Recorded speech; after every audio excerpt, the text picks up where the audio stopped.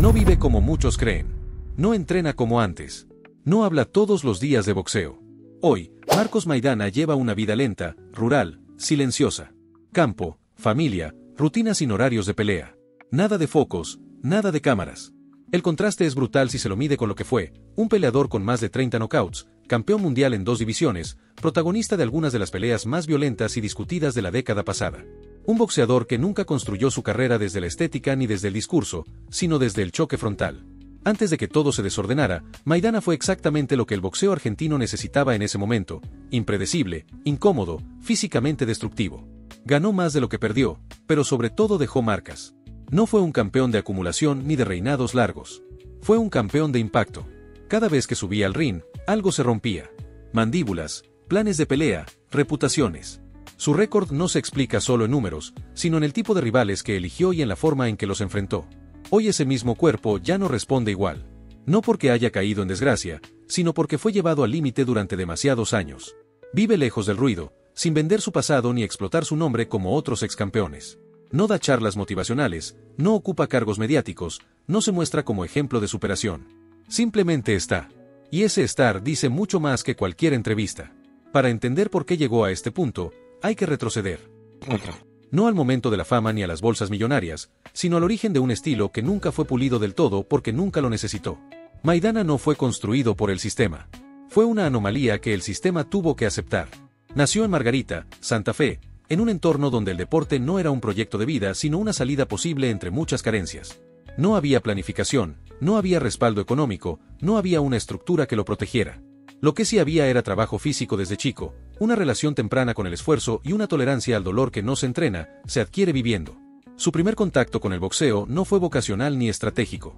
Fue circunstancial. Entró a un gimnasio improvisado sin imaginar un futuro profesional. No buscaba títulos, buscaba aguantar. Y eso definió todo lo que vino después. Aprendió a pelear antes de aprender a boxear. Aprendió a no retroceder antes de entender cuándo convenía hacerlo. Esa inversión del orden lógico es clave para entender su carrera. En el amateurismo no destacaba por técnica ni por lectura táctica. Destacaba porque no se quebraba. Porque recibía y seguía. Porque su expresión no cambiaba después de un golpe limpio. Ese rasgo, que para muchos entrenadores es un problema, en él se transformó en identidad. Cuando dio el salto al profesionalismo en 2004, no lo hizo como promesa estilizada, sino como un riesgo andante. Sus primeras peleas fueron rápidas, violentas, sin especulación. No administraba energía. No pensaba en decisiones. Pensaba en imponer. Y funcionó. En poco tiempo empezó a acumular knockouts y atención. No porque fuera invencible, sino porque cada pelea era una amenaza real para el rival, incluso para los que ganaban. El crecimiento fue desordenado pero constante. Viajes largos, bolsas pequeñas, entrenamientos precarios. Nada glamoroso. Cada combate era una inversión física sin garantías de retorno. Pero el resultado siempre era el mismo. Maidana salía lastimado, su rival también, y el público no se olvidaba de la pelea. Ese estilo, que parecía limitado, se volvió peligroso cuando se combinó con experiencia. Cuando cruzó a escenarios más grandes y enfrentó rivales de élite, no cambió su forma de pelear. Cambió su lectura del momento. Aprendió a esperar el error sin dejar de presionar. A incomodar sin desordenarse del todo. No se refinó, se volvió más consciente. Ahí empezó a transformarse en un problema serio para cualquiera. Porque no respondía a los patrones clásicos. No respetaba jerarquías. No entraba en intercambios inteligentes.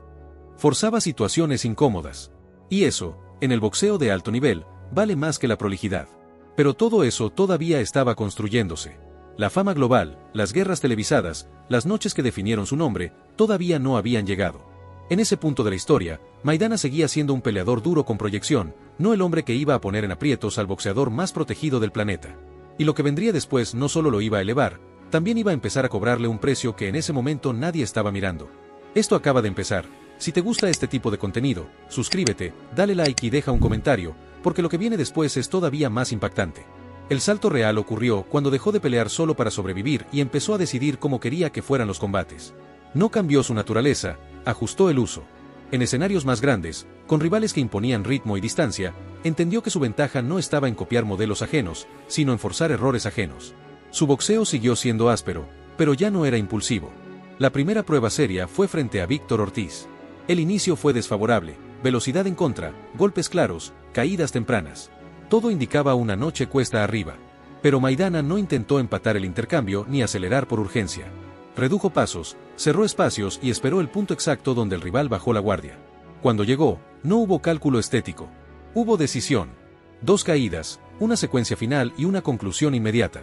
El resultado importó, pero más importó la lectura. Podía cambiar una pelea sin dominarla. Ese combate modificó su percepción dentro del circuito. Dejó de ser el pegador impredecible para convertirse en un enfrentamiento incómodo de preparar. No se trataba de neutralizar potencia, sino de sostener concentración constante. Y pocos podían hacerlo sin cometer un error. Después apareció Amir Khan, el contraste absoluto. Khan propuso distancia, velocidad, volumen. Durante varios asaltos, el plan funcionó. Maidana avanzó, absorbió, insistió. No forzó situaciones irreales. Esperó. Cada vez que conectó, el combate se tensó. Khan ganó por decisión, pero salió condicionado. No fue una derrota que lo sacara del mapa, fue una señal de que incluso perdiendo, Maidana alteraba dinámicas. Ese patrón se consolidó. No necesitaba controlar 12 rounds. Le bastaban instantes bien ubicados para modificar el desarrollo completo. Eso empezó a incomodar a equipos y promotores. No era un rival seguro. No garantizaba un trámite limpio. Con Eric Morales, el escenario fue distinto. Experiencia contra presión constante. Maidana no buscó respeto ni intercambios prolijos. Forzó decisiones, cerró salidas, obligó a un veterano a trabajar cada segundo. El resultado no sorprendió, pero el desgaste sí. Otra pelea donde el rival salió con más preguntas que respuestas. Para ese punto, su estilo ya no era una etapa transitoria. Era una identidad definida. No dependía del nombre enfrente ni del lugar. Se adaptaba sin renunciar a la presión. Entrenadores y rivales lo sabían, enfrentarlo implicaba aceptar un combate fuera de control. El quiebre definitivo llegó ante Adrien Broner. Invicto, mediático, con todo dispuesto para lucirse. Maidana desarmó el plan desde el primer round. No respetó la distancia, no reaccionó a la provocación, no esperó el intercambio ideal. Presionó, empujó, conectó en momentos incómodos. Round a round, el guión se fue rompiendo. Las caídas solo confirmaron lo que ya era evidente. Esa noche no solo ganó una pelea. Cambió de categoría simbólica. Pasó de aspirante peligroso a rival inevitable. Y con esa nueva posición, se abrió una puerta que durante años había estado cerrada para perfiles como el suyo. Del otro lado estaba el boxeador más protegido y metódico de su era. Cuando ese cruce se hizo público, la discusión dejó de ser técnica. La pregunta ya no era quién boxeaba mejor, sino quién podía imponer su lógica cuando nada saliera según el plan. Cuando se confirmó el combate, no se discutía un resultado, se discutía un escenario. El sistema que rodeaba a Floyd Mayweather Jr. llevaba años perfeccionándose para evitar exactamente el tipo de pelea que proponía Maidana. Distancia larga, pausas calculadas, árbitros permisivos con el clinch defensivo, puntuaciones favorables al control visual. Todo estaba diseñado para que el caos no tuviera espacio. La pregunta real era si ese diseño podía resistir fricción constante durante 12 asaltos. Desde el primer cruce quedó claro que Maidana no había viajado a Las Vegas para adaptarse. No midió, no tanteó, no esperó patrones. Su plan no dependía de precisión quirúrgica, dependía de volumen incómodo, de contacto físico continuo, de impedir que el combate respirara. Cada paso hacia adelante tenía una intención clara: acortar el margen de decisión del rival. Mayweather respondió como sabía.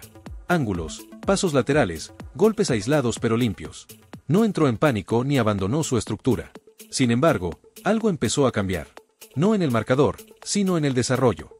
El campeón no podía establecer secuencias largas. Cada vez que intentaba imponer ritmo, tenía que resolver primero la presión inmediata. El combate se volvió fragmentado. Asaltos sin continuidad clara.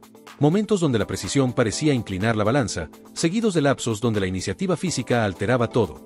Maidana no ganaba desde la estética, ganaba desde la interrupción. Cada clinch forzado, cada golpe al cuerpo, cada empujón en las cuerdas acumulaba un costo invisible. A diferencia de otros rivales, no buscó sorprender con un golpe único.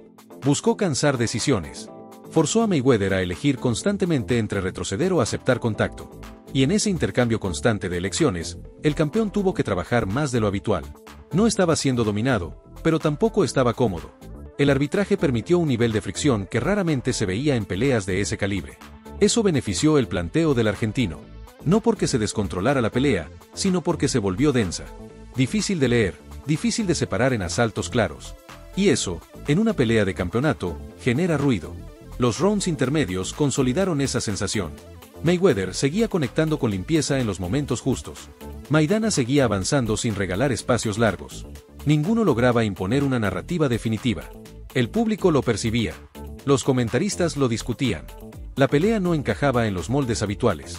El punto más revelador no fue un golpe, sino una imagen, sangre en el rostro del campeón. No definía el combate, pero sí rompía una idea instalada. No era habitual ver a Mayweather pagando un precio visible por sostener su plan. Esa imagen resumía lo que estaba ocurriendo: control parcial bajo presión constante. En los asaltos finales, el desgaste acumulado se hizo evidente. Maidana no bajó el ritmo. No necesitaba ganar los rounds con claridad. Necesitaba sostener la incomodidad. Mayweather ajustó, cerró mejor los espacios, eligió momentos más seguros. La pelea no se rompió, pero tampoco se estabilizó del todo. Cuando sonó la campana final, la sensación no era de cierre, sino de debate abierto. Las tarjetas divididas reflejaron exactamente eso. No una sorpresa oficial, sino una grieta perceptible. El campeón retenía, pero el relato había cambiado. Ya no se hablaba de invulnerabilidad, sino de adaptación forzada. Ese resultado no dejó conclusiones definitivas. Dejó preguntas. Preguntas sobre cuánto margen había realmente cuando el combate no fluía según el plan original. Preguntas sobre qué ajustes serían necesarios si se repetía el escenario. Y, sobre todo, una certeza compartida por todos los involucrados: la primera pelea no había resuelto nada. En el boxeo de alto nivel, cuando una pelea genera más dudas que respuestas, la historia no se detiene. Se reorganiza, se ajusta, y se prepara para un segundo intento, donde ya no existe el factor sorpresa y cada decisión pesa el doble. La revancha no se construyó desde la polémica, sino desde el ajuste. No hubo discursos grandilocuentes ni promesas de destrucción. Hubo análisis frío. La primera pelea había dejado claro que el problema no era la amenaza puntual, sino la acumulación. El objetivo ahora no era neutralizar a Maidana, sino administrarlo. Reducir su influencia sin entrar en su terreno. Cuando se anunció el segundo combate, el contexto ya era distinto. No había sorpresa, no había subestimación, no había margen para la improvisación. Esta vez, Floyd Mayweather Jr. llegó con un plan más cerrado, más conservador, menos dispuesto a intercambios prolongados. No buscaba demostrar nada nuevo. Buscaba cerrar un expediente. Desde los primeros asaltos se notó el cambio. Más distancia, más pausas, más control del centro del ring. Mayweather no permitió que la pelea se fragmentara como antes. Cada entrada de Maidana era respondida con desplazamiento lateral o clinch inmediato. No había intención de castigar más de lo necesario. Había intención de cortar secuencias. Maidana, por su parte, no modificó su enfoque de raíz. Siguió presionando, siguió buscando contacto, siguió intentando reducir el espacio. La diferencia fue que ahora cada avance encontraba una respuesta preparada. No defensiva en exceso, sino preventiva. El campeón no esperaba a ser alcanzado para reaccionar. Anticipaba. El combate se volvió más predecible en su estructura, pero no más simple. Cada round era una negociación constante por el ritmo. Maidana intentaba acelerar. Mayweather desaceleraba. Ninguno imponía por completo. Lo que sí estaba claro era que el margen de error se había reducido drásticamente. A diferencia del primer enfrentamiento, no hubo momentos de desorden visibles. No hubo lapsos largos sin control. El campeón mantuvo la pelea dentro de parámetros aceptables para su estilo. Eso no significó dominio absoluto, sino gestión constante. Cada round ganado era una pieza más en una estrategia de desgaste silencioso. Maidana conectó menos, pero insistió igual. No porque esperara un giro repentino, sino porque su propuesta no dependía de estadísticas. Dependía de presión sostenida. El problema fue que esta vez esa presión no encontraba grietas claras. No había espacios prolongados, no había intercambios extendidos, no había desajustes evidentes. El árbitro también jugó un papel distinto. Más intervenciones, más separaciones rápidas, menos tolerancia al contacto prolongado. Eso limitó aún más las opciones del argentino. No por falta de intención, sino por contexto. La pelea no se le permitió volverse densa. Round tras round, el escenario se fue definiendo. Mayweather acumulaba puntos sin exponerse. Maidana acumulaba intentos sin romper el equilibrio. No hubo un momento de quiebre claro. Hubo una progresión constante hacia una decisión inevitable. Cuando sonó la última campana, no hubo discusión real. Las tarjetas fueron amplias. El campeón había hecho lo que vino a hacer. No deslumbró, no arrasó, no necesitó hacerlo. Simplemente cerró el combate bajo sus condiciones. Para Maidana, el resultado fue distinto al del primer cruce. No dejó dudas, no abrió debates. Pero sí dejó una consecuencia más profunda. Había llegado al límite más alto posible sin concesiones. Había forzado 2 peleas de máxima exigencia contra el mejor del momento. Y después de eso, el escenario cambió. No hubo anuncio inmediato, ni despedida formal, ni decisión explícita. Hubo algo más sutil, una pausa prolongada. Contratos que no se firmaron. Fechas que no se cerraron. Expectativas que quedaron en suspenso. El boxeo siguió, pero él dejó de estar en el centro del movimiento. Ese punto, justo después de la segunda pelea, fue más determinante de lo que pareció en su momento. No por lo que ocurrió arriba del ring, sino por lo que empezó a ocurrir fuera de él. Porque cuando se alcanza el punto más alto posible dentro de una lógica propia, la siguiente pregunta no es deportiva. La siguiente pregunta es qué hacer cuando ya no hay nada que forzar. Después de la segunda pelea, el escenario cambió sin anuncios formales. No hubo calendario, ni conferencias, ni un siguiente rival en discusión. El circuito siguió su curso y Marcos Maidana dejó de ocupar el centro sin necesidad de decirlo. Ese desplazamiento fue silencioso, pero no accidental. Responde a una lógica conocida en el boxeo de alto nivel. Cuando el riesgo ya fue asumido 2 veces y el resultado está claro, el margen para insistir se reduce. A partir de ahí, las decisiones no pasaron por el ring. Pasaron por el entorno. La atención mediática disminuyó, las negociaciones se enfriaron y el foco se movió hacia otros nombres. Maidana no persiguió titulares ni buscó reaparecer en la conversación pública. Optó por administrar su tiempo, su nombre y su espacio sin apuro. En lugar de extender una narrativa deportiva, comenzó a explorar otra faceta, la de organizar, promover y observar desde afuera. El intento de trasladar su experiencia al rol empresarial no fue automático ni simple. El boxeo fuera del ring funciona con reglas distintas. No hay rounds, no hay árbitros visibles, no hay tarjetas que expliquen el resultado. Hay acuerdos, costos, tiempos y expectativas que no siempre se alinean. En ese terreno, la reputación no protege de los errores y el aprendizaje no es inmediato. Durante ese proceso, su presencia pública se volvió intermitente. Aparecía cuando el contexto lo requería y desaparecía cuando no. Sin necesidad de justificar ausencias ni explicar planes. Ese manejo discreto contrastó con la exposición permanente de su etapa como peleador. Ya no había urgencia por ocupar espacios. El tiempo empezó a jugar a favor de la distancia. Mientras tanto, su nombre siguió circulando de otra manera. No como aspirante, no como candidato, sino como referencia. Cada vez que se hablaba de presión constante, de peleas incómodas, de estilos que no encajan en moldes, su carrera reaparecía como ejemplo. No por títulos acumulados, sino por impacto sostenido. Eso es algo que no se construye con marketing. La percepción pública, sin embargo, suele ser selectiva. El foco se desplaza hacia lo inmediato y deja atrás a quienes ya no están en cartelera. Maidana quedó en ese punto intermedio, demasiado reciente para ser nostalgia pura, demasiado distante para ser actualidad. Un lugar incómodo que muchos boxeadores atraviesan cuando su etapa competitiva se cierra sin ceremonia. Lejos del ruido, su día a día adoptó otra cadencia. Rutinas más simples, menos exposición, decisiones tomadas sin presión externa. No como gesto de retiro definitivo, sino como elección práctica. El boxeo seguía presente, pero ya no como obligación diaria.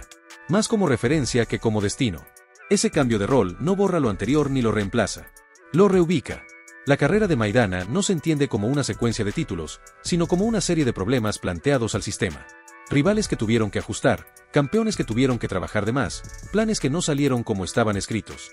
Ese tipo de legado no depende del recuerdo constante, sino de la huella que deja en quienes estuvieron enfrente. Con el paso del tiempo, esa huella se vuelve más clara. No fue el más técnico. No fue el más regular. No fue el más mediático. Fue el que obligó a cambiar el enfoque. El que convirtió la incomodidad en herramienta.